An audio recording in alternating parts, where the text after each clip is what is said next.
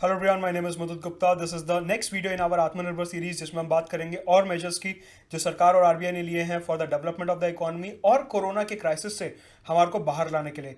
पिछली कुछ क्लासेस में हमने देखा कि किस तरीके से जो डेट है अलग अलग फैसिलिटीज़ के थ्रू प्रोवाइड किया जा रहा है बिजनेसेस को, एमएसएमईज को। 3 लाख करोड़ रुपए का हमने डेट इंस्ट्रूमेंट देखा, साथ ही साथ हमने एलटीआरओ देखा। 1 लाख करोड़ रुपए का एलटीआरओ फॉर कॉर्पोरेट्स, 50,000 करोड़ रुपीज का एलटीआरओ, साथ के साथ special liquidity facility of 50,000 crore for NABARD, SIDBI and national housing bank. ये सारी बातें हमने पिछले कुछ लेक्चर्स में करी। आज और कंटिन्यू करेंगे और देखेंगे कि सरकार ने और आरबीआई ने मिलकर क्या क्या कदम उठाए हैं for benefit of the economy. काफी सारे कोर्सेज आ रहे हैं मेरे अनअकैडमी प्लस पे। साइंस एंड टेक का क्रैश कोर्स ऑलरेडी स्टार्ट हो चुका है। इंटरनेशनल रिलेशंस के ऊपर फुल फ्लेजेड कोर्स 1 जून से स्टार्ट हो रहा है। मॉडर्न हिस्ट्री के ऊपर फुल फ्लेजेड कोर्स शुरू हो रहा है 16 जून से। मेन्स आंसर राइटिंग के ऊपर कोर्स आ रहा है 24 जून से। इंटरनल सिक्योरिटी के ऊपर एक कोर्स आ रहा है जो यहाँ पे मेंशन नहीं है लिस्ट में। इंटरनल सिक्योरिटी के ऊपर कोर्स आ रहा है 24 जून से।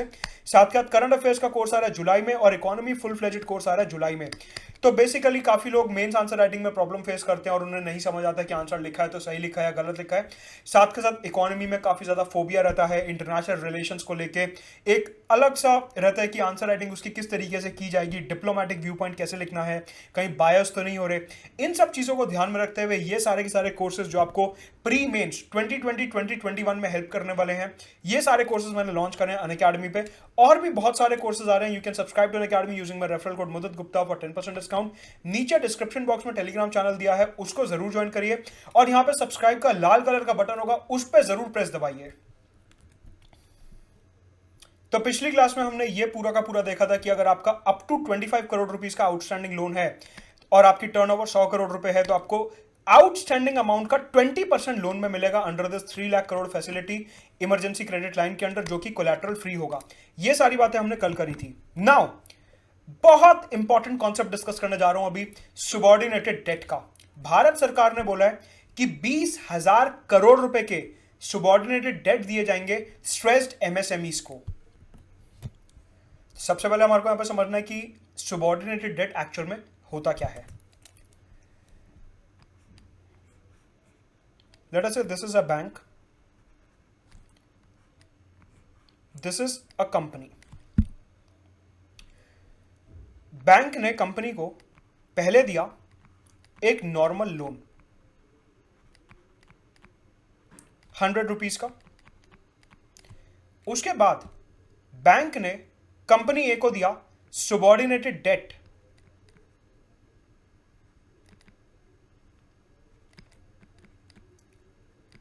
अगेन 100 रुपीज का। कंपनी ए के पास दो तरीके के डेट हो गए, नॉर्मल डेट और सुबॉर्डिनेटेड डेट। नाउ लेट अस से कंपनी ए पैसा जो है वो वापस नहीं लौटा पाई। उस केस में क्या होता है कि जो कंपनी ए है इसको हम करेंगे liquidate. Company A will be liquidated. Liquidated का मतलब होता है कि इसके जो एसेट्स हैं, मशीनरी हो गई, जमीन हो गई, जो भी रॉ मटेरियल वगैरह है, मार्केट में बेच देंगे। मार्केट में बेचने के बाद जो पैसा आएगा वो बैंक को दिया जाएगा। ठीक है। सुबॉर्डिनेटेड डेट का मतलब ये होता है कि जैसे मान लीजिए लिक्विडेट करके पैसा आया, कंपनी के एसेट्स बेच के पैसा आया, सबसे पहले नॉर्मल लोन वापस किया जाता है और उसके बाद सुबॉर्डिनेटेड डेट वापस किया जाता है। सुबॉर्डिनेटेड डेट की प्रॉपर्टी ये होती है कि वो हमेशा बाद में लौटाया जाता है। अगर मैं कॉर्पोरेट हायरार्की की बात करूं, अगर मैं कॉर्पोरेट पिरामिड की बात करूं, तो जब भी कंपनी लिक्विडेट होती है, जब भी कंपनी बैंकरप्सी के लिए फाइल करती है, जब भी कंपनी कंगाल हो जाती है, उनके एसेट्स बेचे जाते हैं। फॉर एग्जांपल अगर मान लीजिए मैं किंगफिशर एयरलाइंस की बात करूं, अगर कल को उनका जो है ये सारा प्रोसेस होता है, उनके सबसे पहले प्लेन्स बेचे जाएंगे, पैसा रिकवर किया जाएगा और बैंक्स को दिया जाएगा। इसे कहते हैं लिक्विडेशन। कंपनी के एसेट्स को बेच के बैंक का पैसा वापस लौटाना। तो अगर मैं कॉर्पोरेट हायरार्की की यहां पे बात करता हूं, जब भी कंपनी लिक्विडेट होती है, जब भी कंपनी जो है उसके एसेट्स बेचे जाते हैं, तो सबसे पहले पैसा दिया जाता है नॉर्मल लोन को। जो भी आपने नॉर्मल लोन उठाए हैं, सबसे पहले पैसा उन्हें दिया जाएगा। फिर दिया जाएगा सुबॉर्डिनेट डेट। काफी इंपॉर्टेंट है क्योंकि निर्मला सीतारमन ने इसके ऊपर काफी जोर दिया है। ये पर्टिकुलर कॉन्सेप्ट के ऊपर थोड़ा सा नया कॉन्सेप्ट है, यूजुअली न्यूज में नहीं यूज होता, काफी टाइम बाद ये न्यूज में अपीयर हुआ है क्योंकि फाइनेंस मिनिस्टर ने इसके बारे में बात करी है, तो हमारे को इसे डिटेल में समझना है। Normal loan, subordinate loan. अब जो पैसा बच गया वो सबसे पहले जाएगा प्रेफरेंशियल शेयर होल्डर्स को,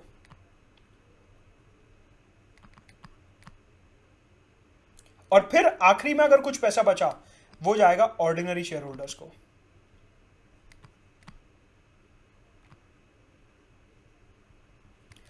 तो ये हमारे को हायरार्की ध्यान रखनी है क्या, कि जब भी कंपनी लिक्विडेट होती है, जब भी कंपनी के एसेट्स मार्केट में बेचे जाते हैं, सबसे पहले वो पैसा देगी नॉर्मल लोन वालों को, फिर वो पैसा देगी सुबॉर्डिनेट डेट को। तो ध्यान से देखिए, सुबॉर्डिनेट डेट जो है उसकी इंपॉर्टेंस कम होती है as compare to normal loan.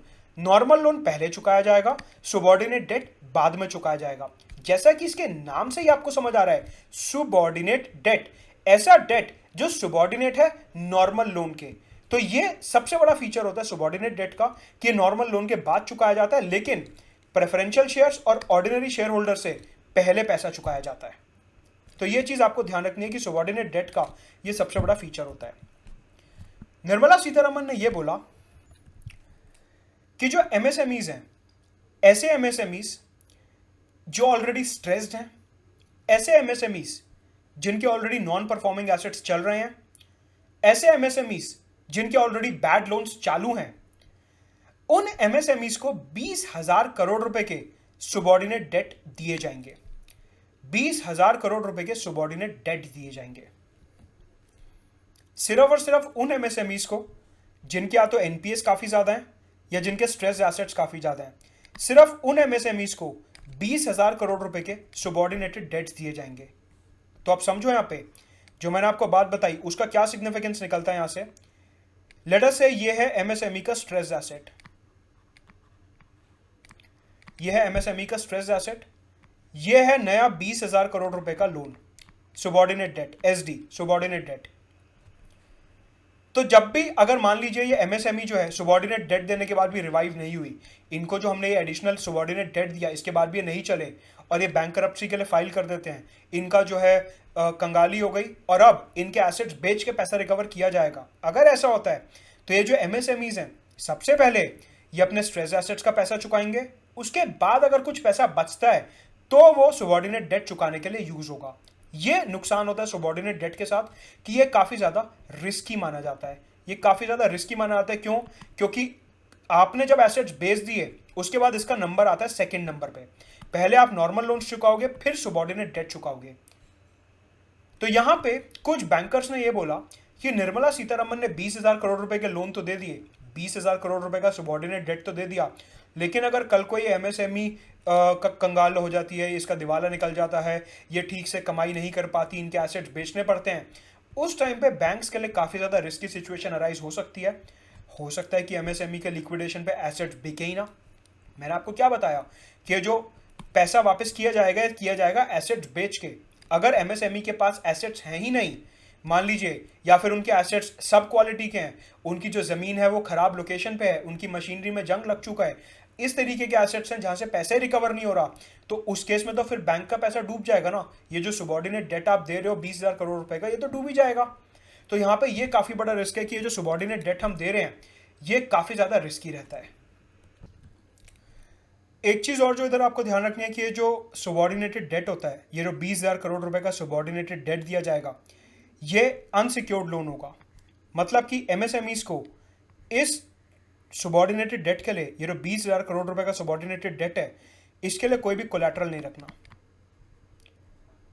तो देखिए सरकार यहां पे क्या कर रही है, 3 लाख करोड़ रुपए का आपने ऑलरेडी लोन दे दिया बिना किसी कोलैटरल के। यहां पे मैंने आपको कल बताया था क्या कि जो 3 लाख करोड़ रुपए का लोन दिया जाएगा उन्हें दिया जाएगा जिनका ऑलरेडी आउटस्टैंडिंग लोन है ज्यादा से ज्यादा 25 करोड़ रुपए का। Up to 20% of the outstanding credit का अमाउंट उन्हें दिया जाएगा और that will be collateral free. उसमें कोई भी कोलैटरल नहीं लगेगा। ये बात मैं ऑलरेडी आपको कल बता चुका हूं। तो ये 3 लाख करोड़ रुपए तो आप ऑलरेडी दे रहे हो, ये होगा नॉर्मल डेट। जो मैंने आपको अभी हायरार्की बताई, ये नॉर्मल डेट होगा, ये सुबॉर्डिनेटेड नहीं होगा, this will be normal debt. कि अगर कंपनी लिक्विडेट होती है तो सबसे पहले ये वाला पैसा वापस लौटाया जाएगा। तो एक तो अनसिक्योर्ड लोन आप 3 लाख करोड़ रुपए के उधर दे रहे हो, और इधर आप 20,000 करोड़ रुपए के अनसिक्योर्ड सुबॉर्डिनेटेड डेट दे रहे हो। तो आप ये सोचो कि अगर आप कोलैटरल फ्री लोन्स देते रहोगे तो बैंक्स के ऊपर कितना ज्यादा नेगेटिव इंपैक्ट पड़ेगा। अगर ये कंपनियां डूब गई तो बैंकिंग सिस्टम तो अपने आप ही डूब जाएगा, क्योंकि बैंक्स का आपने इतना सारा पैसा 3 लाख करोड़, 1 लाख करोड़, 50,000 करोड़, 20,000 करोड़ आपने ऑलरेडी अनसिक्योर्ड लोन्स के फॉर्म में कंपनीज में लगा दिया है। तो बैंक्स अगर कल को रिकवर नहीं कर पाते तो बैंकिंग स्टेबिलिटी, फाइनेंशियल स्टेबिलिटी का देश में क्या होगा। ये काफी ज्यादा रिस्की चीज है जो यहां पे हल्का सा ध्यान नहीं दी गई है कि हमारे को लिक्विडिटी इंक्रीज करनी है, और लिक्विडिटी इंक्रीज करने के चक्कर में बैंकिंग का रिस्क यहां पे काफी ज्यादा इंक्रीज कर दिया गया है। ठीक है, तो एक बात तो ये हो गई। अब सवाल उठता है कि इसको बैलेंस कैसे करेंगे। इसको आप एग्जाम में बैलेंस ऐसे करोगे, मेंस में जो आपको बैलेंस व्यू लिखना होता है वो आप ऐसे लिखोगे कि हाँ, हम मानते हैं कि सरकार ने बैंक्स का रिस्क काफी ज्यादा बढ़ा दिया है। ये जो 20,000 करोड़ रुपए का अनसिक्योर्ड सुबॉर्डिनेटेड डेट दिया जा रहा है एमएसएमईज को, सरकार ने काफी ज्यादा रिस्क बढ़ा दिया है। लेकिन साथ के साथ सरकार ने पार्शियल क्रेडिट गारंटी की स्कीम भी यहां पे चलाई है। हमने देखा क्या कि जो 3 लाख करोड़ रुपए के लोन थे, इधर सरकार ने 100% गारंटी दी थी over the principal and the interest. सरकार ने बोला था कि जो पूरा का पूरा 100% लोन है वो हम गारंटी देते हैं कि अगर कल को कंपनी डिफॉल्ट करती है तो 100% पैसा including the principal and the interest वो हम लौटाएंगे बैंक्स को। तो यहां पे 100% क्रेडिट की गारंटी सरकार ने ली है। ये आपको लिखना है सरकार के फेवर में। सरकार के अगेंस्ट क्या लिखना है वो मैंने बता दिया, सरकार के फेवर में क्या लिखना है वो मैं बता रहा हूं। सिमिलरली इधर ये जो 20,000 करोड़ रुपए का अनसिक्योर्ड सुबॉर्डिनेटेड डेट है, इधर भी सरकार ने पार्शियल क्रेडिट गारंटी निकाली है। कैसे समझते हैं। सरकार ने 4,000 करोड़ रुपए दिए हैं, 4,000 करोड़ रुपए दिए किसे, credit guarantee fund trust for micro and small enterprises, CGTMSE, central credit guarantee fund trust for micro and small enterprises. ये बेसिकली एक बॉडी है that has been set up by ministry of micro small and medium enterprises and SIDBI और ministry of MSME ने मिलके ये particular CGTMSE बनाई थी। क्यों बनाई थी कि अगर बैंक्स ने MSME को लोन दिया है, इन केस MSME नहीं लौटा पाता तो ये जो क्रेडिट गारंटी ट्रस्ट है ये बैंक्स को पैसा लौटाएगा ऑन बिहाफ ऑफ MSME। ये ऑर्गेनाइजेशन मिनिस्ट्री ऑफ MSME और सिडबी ने इसलिए क्रिएट करी थी जिससे कि बैंक्स जो हैं बिना किसी डर के, बिना किसी रिस्क के MSMEs को लोन दे सकें। बैंक्स जो हैं बिना किसी प्रॉब्लम के MSMEs को लोन दे सकें। इसमें बेसिकली क्या होगा कि अगर बैंक्स का इनकेस पैसा डूब भी रहा है तो बैंक्स आर सिक्योर्ड कि हमारे को CGTMSE जो है वो पैसा वापस रीइंबर्स कर देगा, हमारे को पैसा वापस दे देगा। यूजुअली पहले क्या होता था, MSMEs को बैंक्स जो है आसानी से लोन नहीं देते थे कि ये तो छोटी छोटी कंपनियां कल को डूब गई तो हमारा पैसा भी डूब जाएगा। इस पॉइंट को ध्यान में रखते हुए बैंक्स को सिक्योरिटी देने के लिए मिनिस्ट्री ऑफ MSME और सिडबी ने मिलकर यह पर्टिकुलर क्रेडिट गारंटी ट्रस्ट बनाया, बैंक्स को आश्वासन देने के लिए कि कल को अगर MSME डूबती है, कल को अगर आपका पैसा डूबता है तो हम क्रेडिट गारंटी ट्रस्ट आपका पैसा वापस करेंगे। यहां पे 20,000 करोड़ रुपए का सुबॉर्डिनेटेड डेट देते हुए सरकार ने इसी ट्रस्ट का यूज करा है। सरकार ने इस ट्रस्ट को 4,000 करोड़ रुपए दिए हैं, 4,000 करोड़ रुपए दिए हैं for partial credit guarantee. Please focus upon the word partial credit guarantee. 3 lakh crore वाले केस में हमने क्या देखा, 100% क्रेडिट गारंटी कि जो सरकार 3 लाख करोड़ रुपए का लोन दे रही है वहां पे 100% प्रिंसिपल और इंटरेस्ट की गारंटी है। प्रीलिम्स और मेंस में दोनों टर्म्स का मतलब बिल्कुल अलग है। पार्शियल क्रेडिट गारंटी अलग चीज होती है और 100% क्रेडिट गारंटी अलग चीज होती है। तो यहां पे सरकार दे रही है इस पर्टिकुलर केस में पार्शियल क्रेडिट गारंटी कि जो 20,000 करोड़ रुपए के सुबॉर्डिनेटेड डेट दिए गए हैं, 20,000 करोड़ रुपए के सुबॉर्डिनेटेड लोन्स दिए गए हैं, इसका सिर्फ कुछ अमाउंट सरकार रीइंबर्स करेगी। इसका सिर्फ कुछ अमाउंट, लिमिटेड अमाउंट, इसका सिर्फ फ्रैक्शनल अमाउंट सरकार रीइंबर्स करेगी by means of credit guarantee trust. कि अगर बैंक्स का ये 20,000 करोड़ रुपए डूबता है MSME में, इसका सिर्फ कुछ परसेंटेज क्रेडिट गारंटी ट्रस्ट जो है बैंक्स को वापस करेगा। सरकार ने इस पर्पस के लिए 4,000 करोड़ रुपए दिए हैं क्रेडिट गारंटी ट्रस्ट को। तो ये 4,000 करोड़ रुपए पार्शियल क्रेडिट गारंटी के लिए सरकार ने credit guarantee trust for micro and small enterprises को दिए हैं, setup by ministry of MSME and SIDBI. यह आपको ध्यान रखना है। काफ़ी इंपॉर्टेंट बॉडी है, पार्शियल क्रेडिट गारंटी दे रही है इस पर्टिकुलर केस में, वैसे क्रेडिट गारंटी के लिए बनी हुई है। तो इस बॉडी का नाम आपको ध्यान रखना है कि कौन से मंत्रालय के अंडर आती है और इसमें कौन कौन फाउंडर्स हैं इसके। तो एमएसएमईज के लिए हमने क्या देखा, एक तो 3 लाख करोड़ रुपए की फैसिलिटी जो पहले, जिसमें 100% क्रेडिट गारंटी सरकार ने इंश्योर करी है, और ये 20,000 करोड़ रुपए की सुबॉर्डिनेटेड डेट की पॉलिसी। ये लेकिन सिर्फ उन एमएसएमईज के लिए जो या तो स्ट्रेस्ड हैं या जो एनपीएस के अंडर हैं, ये सिर्फ और सिर्फ उन्हीं एमएसएमईज के लिए, राइट। तो यहाँ पर रिस्क थोड़ा सा ज्यादा रहेगा। अब अगर इसका बैलेंस एनालिसिस देखें कि इसके क्या प्रोज हैं क्या कॉन्स हैं, तो देखिए इसका सबसे बड़ा बेनिफिट ये है कि जो एमएसएमईज हैं, they are the second largest employer of the country after agriculture sector. Agriculture sector के बाद जो सबसे ज़्यादा हमारे यहाँ नौकरियां प्रोड्यूस होती हैं वो एमएसएमई सेक्टर में होती हैं। तो अगर सरकार ये बेहतरीन कदम उठाएगा उनके प्रमोशन के लिए, तो हो सकता है कि हमारी इकोनॉमी जल्दी रिवाइव करे और एमएसएमई ज़्यादा से ज़्यादा जॉब प्रमोट कर सकें। नेगेटिव एस्पेक्ट ये है कि यहाँ पे जो 20,000 करोड़ रुपए का लोन दिया जा रहा है, पहली बात वो दिया जा रहा है सिर्फ और सिर्फ उन एमएसएमईज को जो ऑलरेडी कर्जे में डूबी हुई हैं, जो स्ट्रेस्ड हैं या जिनके पास एनपीए हैं। दूसरी बात, दिया जा रहा है सुबॉर्डिनेटेड डेट, कि कल को अगर एमएसएमई लिक्विडेट होती है तो सेकंड प्रेफरेंस मिलेगा सुबॉर्डिनेटेड डेट को। तीसरी बात, ये जो सुबॉर्डिनेटेड डेट दिया जा रहा है, ये दिया जा रहा है कोलैटरल फ्री अनसिक्योर्ड लोन दिया जा रहा है। तो यहां पे ये 20,000 करोड़ के डेट के थ्रू सरकार जो है बैंक्स का कहीं ना कहीं बर्डन, उनका रिस्क काफी ज्यादा बढ़ा देगी। इवन दो पॉजिटिव क्या है कि सरकार पार्शियल क्रेडिट गारंटी दे रही है, लेकिन अल्टीमेटली पार्शियल ही दे रही है, फुल क्रेडिट गारंटी नहीं दे रही है। अभी तक हमने क्या बात करी, अभी तक हमने बात यह करी कि सरकार जो है एमएसएमईज के अंडर ज्यादा से ज्यादा पैसा इन्फ्यूज करेगी, ज्यादा से ज्यादा पैसा इन्फ्यूज करेगी, और ये जो मेजॉरिटी ऑफ द पैसा इन्फ्यूज किया जाएगा that will be in the form of debt, कि जो बैंक्स हैं, फाइनेंशियल इंस्टीट्यूशंस हैं, एनबीएफसीज हैं, वो एमएसएमईज को डेट देंगे। डेट मतलब उधारी। अब आपको ये पता है कि डेट में इंटरेस्ट पे करना होता है, और अगर शेयर्स खरीदते हैं तो उसमें डिविडेंड मिलता है। फॉर एग्जाम्पल, अगर मैं हूं, मैं आपको पैसा देता हूं, अगर if I am giving money to you as a loan, as a debt, आपको मेरे को इंटरेस्ट पे करना पड़ेगा। अगर मैं आपकी कंपनी के शेयर्स खरीद रहा हूं तो आपको मेरे को इंटरेस्ट नहीं पे करना, आपको मेरे को डिविडेंड देना है। डिविडेंड मतलब कि जो आपकी कंपनी मुनाफा कमा रही है उसमें से कुछ परसेंटेज आप मेरे को दे दोगे, जितने शेयर्स में होल्ड कर रहा हूं, जितने शेयर्स में होल्ड कर रहा हूं उसी प्रपोर्शन में आप अपनी कंपनी का प्रॉफिट मेरे को ट्रांसफर कर दोगे। इसे कहा जाता है डेट और इक्विटी में डिफरेंस।